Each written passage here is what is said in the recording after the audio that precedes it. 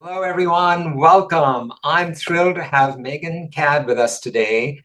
And we've known each other a while. I so admire what she brings to the world, especially in areas of belonging for people all over the world. So, welcome, Megan. Please introduce yourself.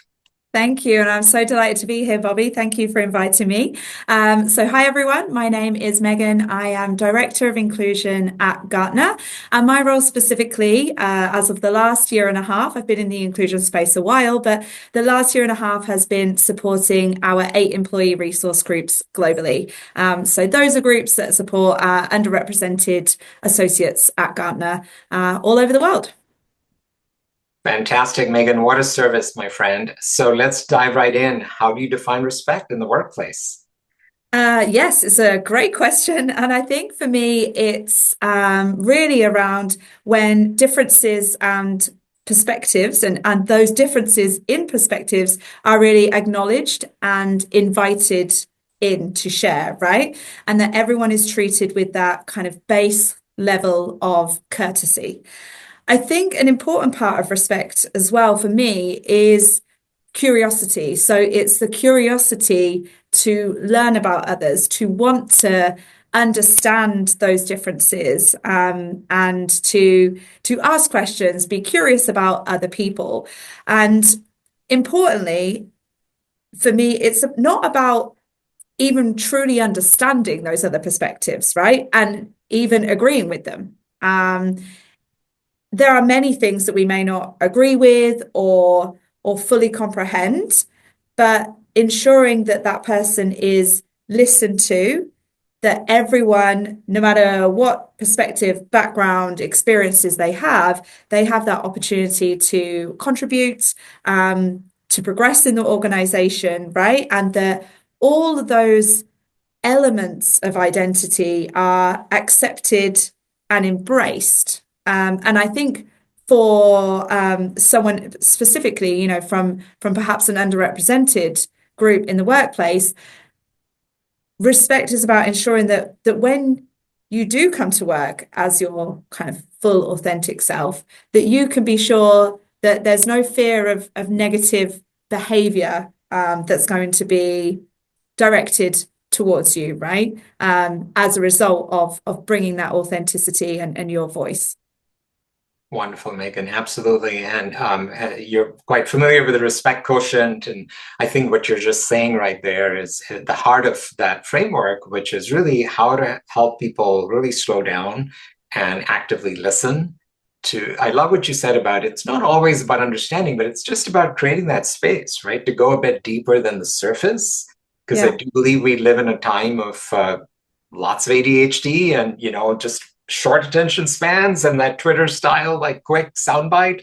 And to just, yeah, the word I love in the framework is the S for spaciousness, that we take time to really Yeah. let people express themselves and then hopefully an outcome is better understanding of the other's perspective without trying to change it. So yeah, thank Yeah, exactly. Yeah, because I think a lot of fear and judgment comes from the unknown, right? you. Rightly or wrongly, but it comes from unknown. So the time you take to get to know and invite those voices in, the more that starts to dissipate. Yeah, absolutely. So, talk to us about how you know that respect exists in a company culture, in our organization, and what are some of those traits where you feel that it exists for everyone? Mhm. Yeah, I think for me, respect is a little bit like privilege in a way, in that when you have it, it's not something that you think about, right? But when you don't, it's something you think about every single day. So for me, when respect is in the workplace, no one thinks about, oh, that was a disrespectful comment. It's just not something you think about. It's just there. You don't hear derogatory comments, right? There isn't discrimination. It's just this is how we operate. And I think when you're someone who's lucky to have a privilege, and everyone has different levels of privilege, but whatever privilege you have, you don't think about that every day, until that maybe is taken away from you in some way. So for me, I think of them kind of as similar concepts. I think respect, though, is also the real baseline for inclusion, right? If you don't have respect, then there is no way that you can build a psychologically safe environment. You can't possibly expect to build a place where people can be themselves because there's going to be way too much fear. People are not going to be able to do their best work. They're not going to have the trust that there are equal opportunities.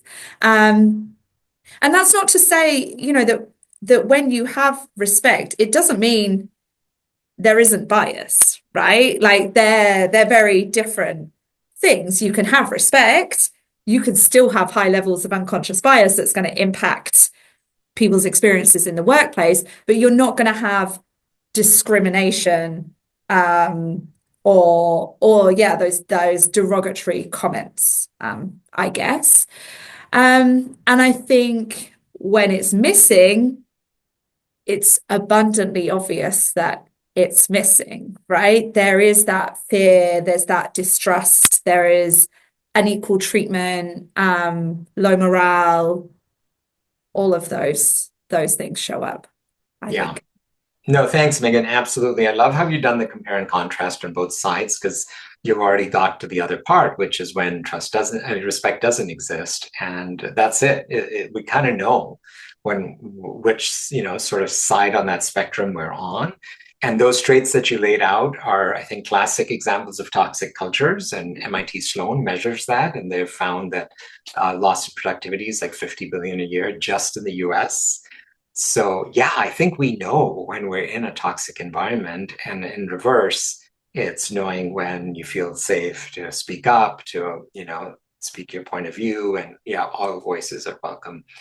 It becomes pretty fundamentally the way to know it. Say a bit about.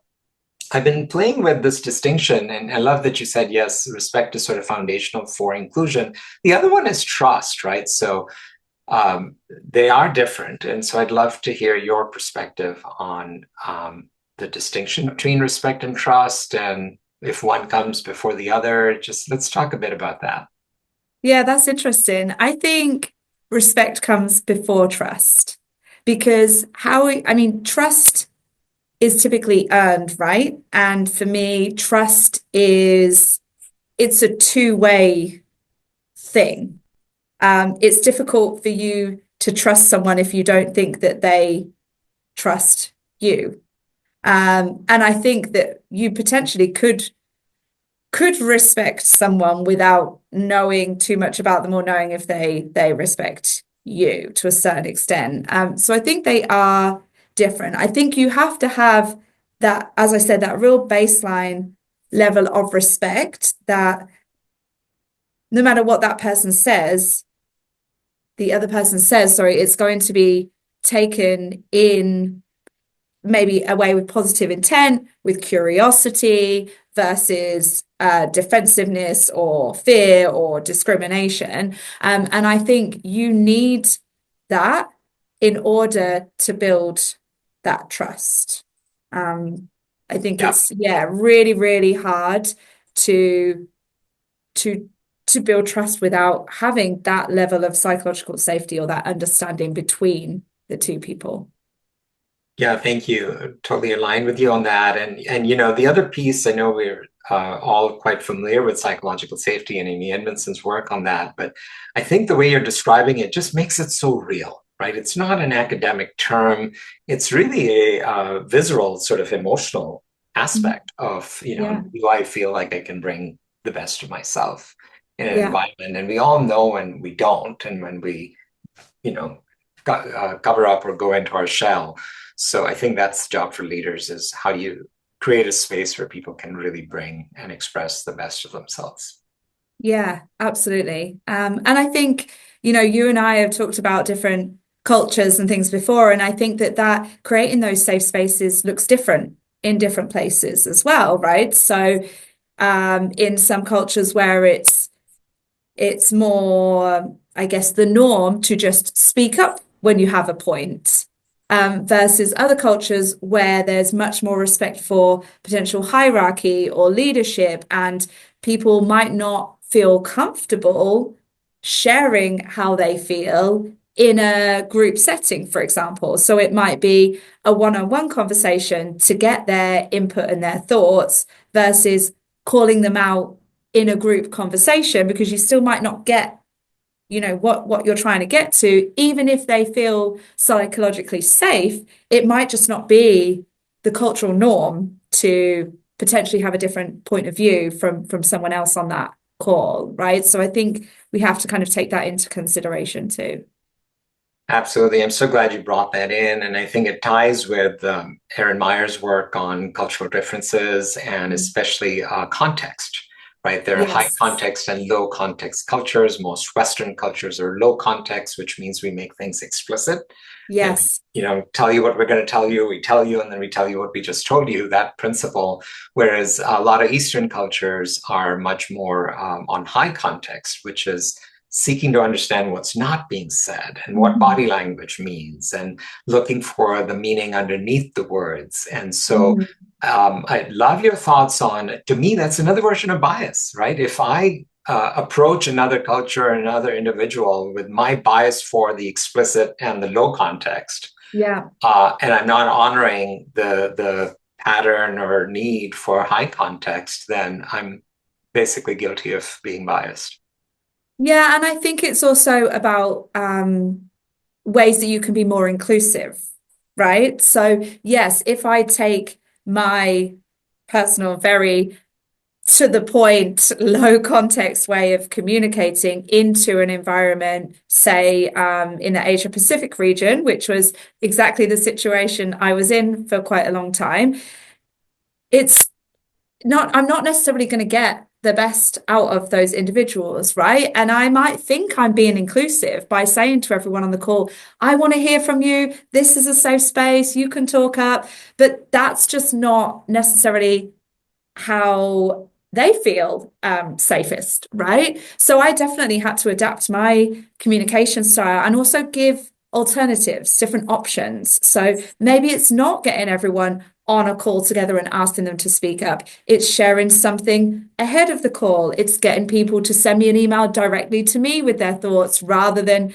commenting in a Google document where they might not want everyone knowing what they've shared or commented in that. So I think it's also it's being mindful of that so that you can adapt to the setting that you're in and the individuals that you're in, right? Because everyone has different needs, ways of communicating, social cultural norms that you need to adapt to. Yeah, and I think I had a really good example of that actually working with a colleague in Japan. She sort of was telling me some things, and they just seemed to be kind of abstract sort of statements. And I had to kind of just really dig in and say to her, are you telling me what I think you're telling me? Is this what I'm supposed to get from this discussion? And then she could say yes or no, but I had to really kind of read the unsaid, right? And dig a bit deeper. Well, thank you for that example, because that's a classic example of, having the patience, to get curious and check yourself on that and to, be patient to give her the space to unpack that with you in the way she'd like. I love all those tips you've given already about how we need to be flexible to meet people where they are with Yeah. different approaches we take. Well, Megan, let's close with your top tips, my friend. How can we impart our listeners with tips to have more respect in the workplace globally? I mean, I think one, the foundational piece, right? You've got to have it in your policies, in your code of conduct, and you've got to have the safe channels to be able to share if that's not happening, right? So if there's any issues, okay, baseline number one. I think a really big way of building respect is spotlighting and celebrating your employees and stories and ensuring that there is diversity in those stories, right? In the identities, perspectives, backgrounds, locations, business units, all of the different ways that we can bring diversity in, and really celebrating achievements and that diversity of perspective from all those different places. So stories across the organization from different places. And then the third thing I think is middle managers really middle managers have a big job. I think the biggest job in the organization, because they really have, for me, the greatest impact on how your employees, your associates feel on a day-to-day basis, right? They have such a huge impact on psychological safety, inclusion, respect. So I think they need to really model those respectful behaviors, inviting those voices in, active listening, treating people fairly, but they also need to be taught that as well, right? There are definitely actions that we can take to support our managers to do better in that respect as well. So I think providing managers that support and education to really intentionally drive respect and psychological safety within their teams as well. I love it. I love it. I'm always amazed as to everyone's tips are different and they're Mm, always additive. So I mm, love the storytelling one. I think it's so relevant in this space of really building respect and connection. And the middle management one, wow. I mean, that's just such, and it's even more complicated with AI and all the pressures with, global conditions of businesses these days. So thank you for yeah. bringing that in. Megan, it's been a delight to have you. Thank you so much for contributing. And I'm sure our guests are going to really leave with lots of value. Thank you. I hope so. Thank you so much for having me, Bobby. It's a pleasure.